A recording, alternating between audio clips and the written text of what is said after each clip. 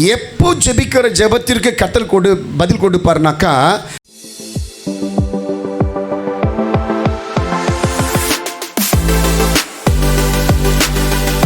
ரெண்டு சாமுவேலின் புஸ்தகம் 7வது அதிகாரம் 27வது வசனத்தை வாசிங்க பார்க்கலாம்.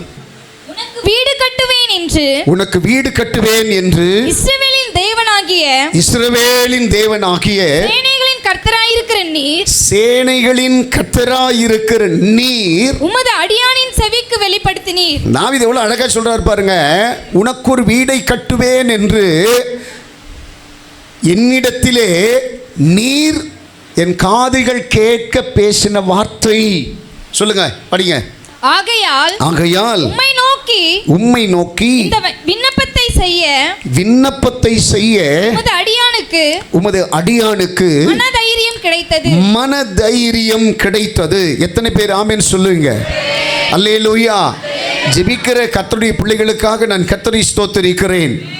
ஆனா ஜெபம் என்பது சும்மா வெறுமையானவைகளாக இருக்கக்கூடாது. நல்லா கவனிக்கணும். இன்னைக்கு நிறைய பேர் நிறைய காரியத்தை கர்த்தர் ஒன்று கற்றுக் கொடுக்க விரும்புகிறார். ஒரு செவிடன், ஒரு காது கேட்கக்கூடாத ஒரு செவிடன் இடத்துல எத்தனை மணி நேரம் பேசினாலும் நீ என்ன சொல்ல வந்தியோ புரியாது. அல்லேலூயா. அதுபோல தான் நீ வெறுமையாய் ஜெபித்தால் கர்த்தர் அந்த சத்தத்தை கேட்க மாட்டார். நீ அதுக்கு என்ன பேர் வேணாலும் வச்சுக்கலாம், ஜெபண்டு வச்சுக்கலாம், இதை வச்சுக்கலாம். ஆனால் எப்போ ஜெபிக்கிற ஜெபத்திற்கு கர்த்தர் பதில் கொடுப்பார்னாக்கா, ஆண்டவர் உங்ககிட்ட வாக்குத்தத்தங்களின் மூலமாக, தீர்க்க தரிசனங்களின் மூலமாக, வேத வசனங்களின் மூலமாக, ஊழியக்காரன் மூலமாக உனக்குண்டான திட்டங்களை கர்த்தர் வெளிப்படுத்தி இருப்பார்ல, உனக்கு வாக்குத்தத்தங்களை கொடுத்திருப்பார்ல, தீர்க்க தரிசனமா உன் கூட கர்த்தர் பேசியிருப்பார்ல, உன் கூட வந்து பல தரிசனங்களை கொடுத்திருப்பார்ல. அந்த தரிசனங்களை மையப்படுத்தி, அந்த தரிசனங்களை நினைவுபடுத்தி, அந்த தரிசனங்களுக்காக நீ காத்திருந்து ஜெபிக்கிற போது, அந்த தீர்க்க தரிசனத்திற்காக காத்திருந்து ஜெபிக்கிற போது, அந்த வாக்குத்தத்தத்திற்காக நீ காத்திருந்து ஜெபிக்கிற போது தான் அந்த ஜெபம் கேட்கப்படும். எத்தனை பேர் ஆமென் சொல்லுவீங்க? அதனால தான் வசனம் சொல்லுது, தீர்க்க தரிசனம் இல்லாத சபை, சத்தமா சொல்ல மாட்டீங்களா, சீர்கெட்டு போகுமா. ஒரு சபையில தீர்க்க தரிசனம் இல்லை, ஒரு சபையில சரியான நடத்துதல் இல்லை, ஒரு சபையில சரியான ஒரு கைட்னஸ் இல்லை, ஒரு பராமரிப்பு இல்லை அப்படின்னாக்கா அந்த சபை எப்படி இருக்குமா? சீர்கெட்டு போகுமா. அல்லேலூயா. தாவீது இந்த இடத்துல சொல்றாரு, முதல்ல தேவ சத்தத்தை கேளு. என்ன கேட்கணுமா? தேவ சத்தத்தை கேளு. அவர் என்ன பேசுறாரு, என்னை எப்படி நடத்தணும்னு சொல்லி நினைக்கிறாரு, எனக்கு என்ன கொடுக்கணும்னு நினைக்கிறாரு, என் வாழ்க்கையில எப்படிப்பட்ட மாற்றத்தை உண்டாக்கணும்னு நினைக்கிறாரு, என்னை குறித்து அவருடைய திட்டம் என்ன,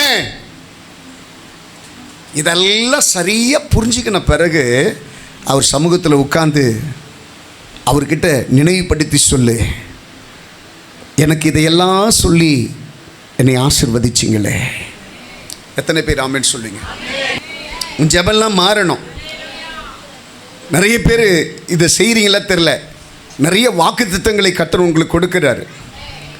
அந்த எப்போ அந்த நெருக்கங்கள், எப்போ அந்த பிரச்சனைகள் எல்லாம் வருதோ அப்போல்லாம் அந்த வாக்குத்தத்தங்களை என்ன பண்ணணுமா, நினைவில் வச்சு ஜெபம் பண்ணணும்.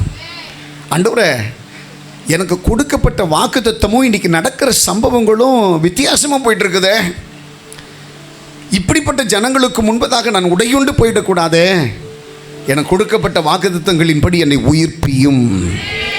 ராமேன் சொல்லுங்க பார்க்கலாம். முதல் உபாகமத்தின் புஸ்தகம் 1 அதிகாரத்தில் 10வது வசனத்தை வாசிங்க பார்க்கலாம்.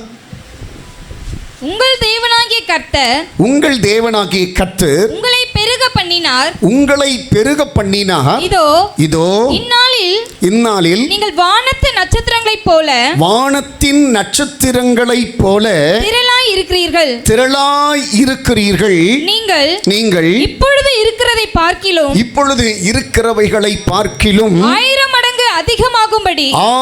மடங்கு அதிகமாகும்படி உங்கள் பிதாக்களின் தேவனாகிய கர்த்தர் உங்களுக்கு சொல்லியபடியே உங்களை ஆசீர்வதிப்பாராக. ஆமென் சொல்றவங்க மட்டும் கையை தட்டி அப்பாவுக்கு நன்றி சொல்லுங்க பார்க்கலாம். அல்லேலூயா. மோசே சொன்னது போலவே நீங்க பேசணும். நீங்க பேசணும். என் தாய்க்கு, என் தகப்பனுக்கு, என்னை சார்ந்திருக்கிறவர்களுக்கு எனக்கு கர்த்தர் கொடுத்த வாக்குத்தத்தங்களின் படியே இன்றைக்கு என்னை, என் குடும்பத்தை, என்னை சார்ந்திருக்கிறவர்களை கர்த்தர் பலுகி பெருக செய்திருக்கிறார். அந்நிய கண்கள் அல்ல, என் சொந்த கண்களை பார்க்கிறது. கையை தட்டி அப்பாவுக்கு நன்றி சொல்லுங்க பார்க்கலாம். இப்ப இந்த மோசே சொல்றான், என்ன சொல்றானாக்கா, உங்களுக்கு என் தேவனாகிய கர்த்தர் கொடுத்த வாக்குத்தத்தங்களின்படி இன்றைக்கு உங்களை பலுகவும் பெருகவும் செய்திருக்கிறார். மோசேயுடைய கண்கள் கண்டு வியந்து போச்சு.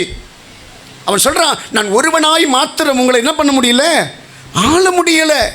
அந்த அளவிற்கு நட்சத்திரங்களைப் போல கர்த்தர் உங்களை பெருக பண்ணி இருக்கிறார். அவன் ஆச்சரியப்படுறான். எனக்கும் பெரிய சந்தோஷம். இவ்வளவு பெரிய ஆசீர்வாதம் அந்த ஜனங்களுக்கு கிடைப்பதற்கு என்ன காரணம்? இவ்வளவு பெரிய நன்மையை அந்த ஜனங்கள் சுதந்திரிப்பதற்கு என்ன காரணம்? இவ்வளவு பெரிய மேன்மை அந்த ஜனங்களுடைய வாழ்க்கையில் வருவதற்கு என்ன காரணம்? வாசிங்க பார்க்கலாம். யாத்திராகமத்தின் புஸ்தகம் 32வது அதிகாரத்தில் 13வது வசனத்தை வாசிங்க பார்க்கலாம். உமது தாசராகிய ஆபிரகாமையும் ஈசாக்கையும் இஸ்ரவேலையும் நினைத்தருளும். உங்கள் சந்ததியை வானத்து நட்சத்திரங்களைப் போல பெருக பண்ணி. இந்த ஒரே ஒரு நிமிஷம் இருங்க, நான் மறந்துடுவேன். நல்லா இங்க பாருங்க. இந்த இடத்துல சொல்றாரு ஆபிரகாமையும் அபிராமையும் சொல்லல. என்ன சொல்றாரு?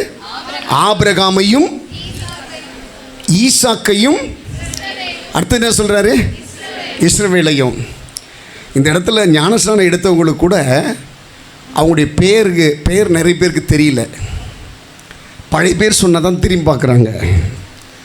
பழைய பேர் சொன்னதான் புரியுது நிறைய பேருக்கு.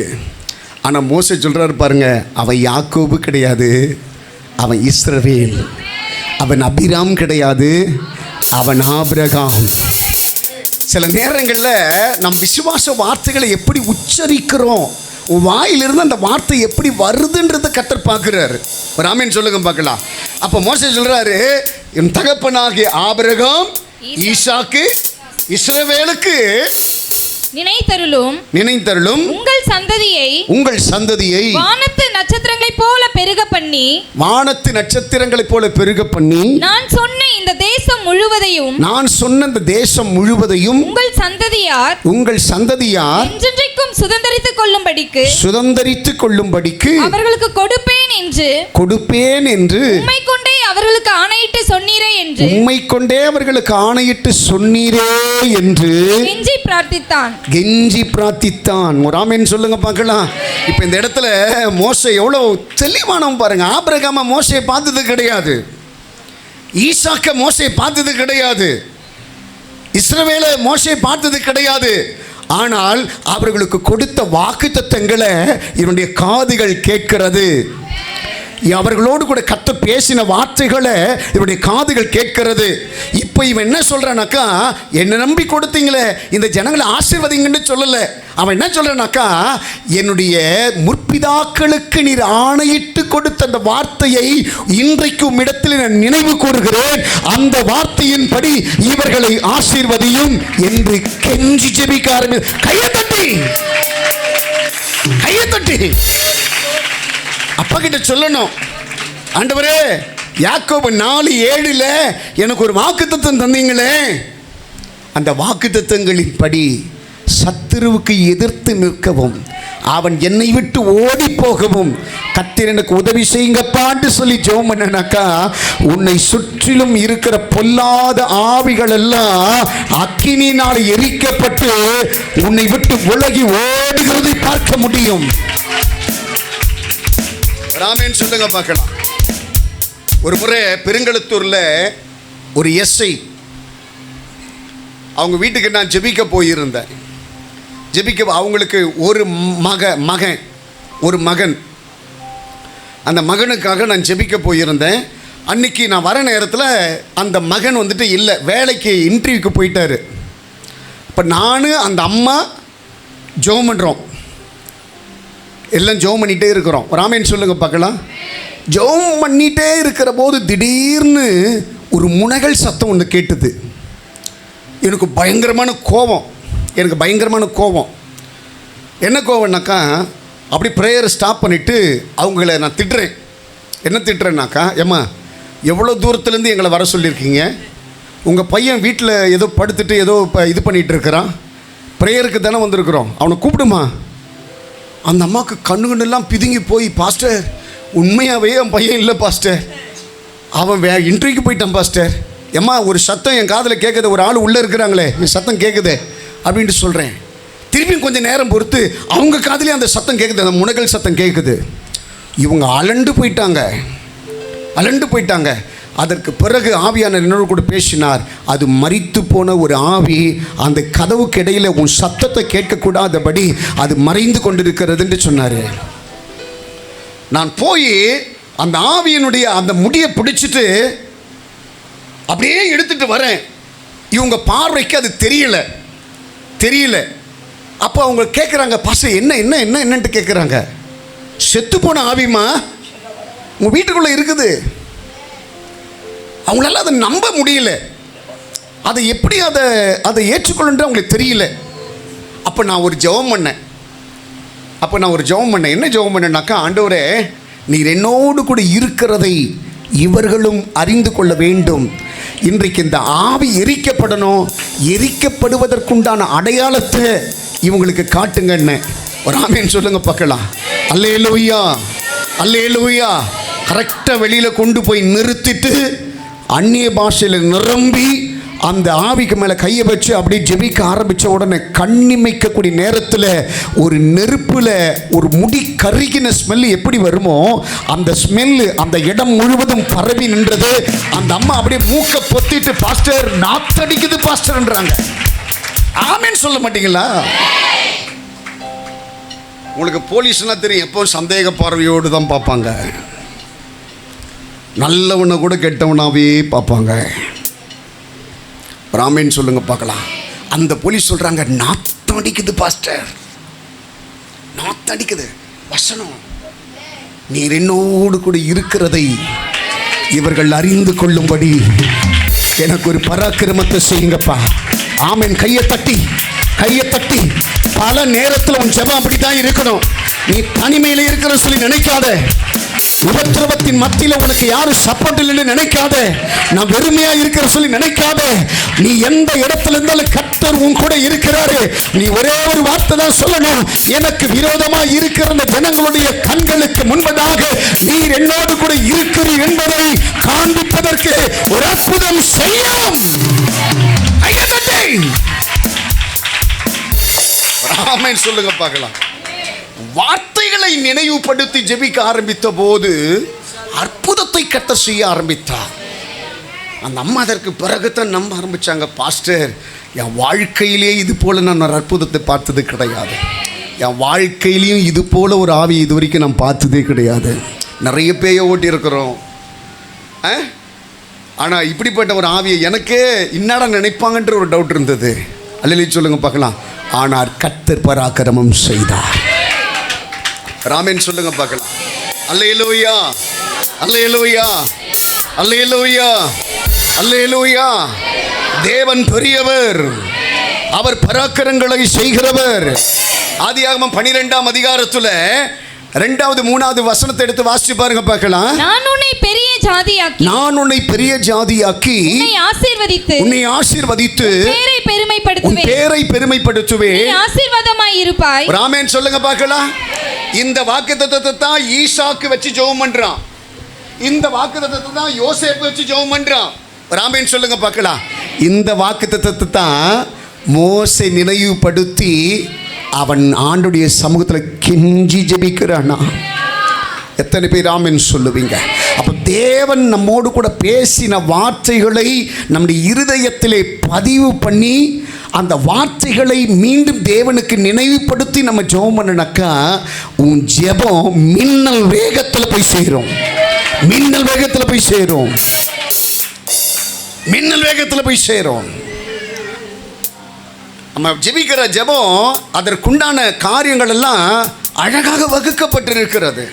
அந்த ஜெபம் இப்படி தான் பண்ணணும், இப்படி தான் நடக்கணும். ஒரு ஆமென் சொல்லுங்க பார்க்கலாம். அதையெல்லாம் நம்ம எவ்வளவு அழகாய் நம்ம கொண்டு போகிறோமோ அது நமக்கு ஆசீர்வாதமாக இருக்கும். கர்த்தருக்கு சித்தமானால் வரக்கூடிய நாட்களிலே இதனுடைய ஆழங்களை நம்ம பார்க்கலாம். கர்த்தர் நம்மை ஆசீர்வதிப்பாராக. கர்த்தருடைய சத்தத்தை கவனமாய் கேளுங்க. அந்த சத்தத்தை நினைவுபடுத்தி ஜெபியுங்கள். கர்த்தர் உங்களை ஆசீர்வதிப்பார். எல்லாம் அப்படி கண்ணை மூடுங்க பார்க்கலாம்.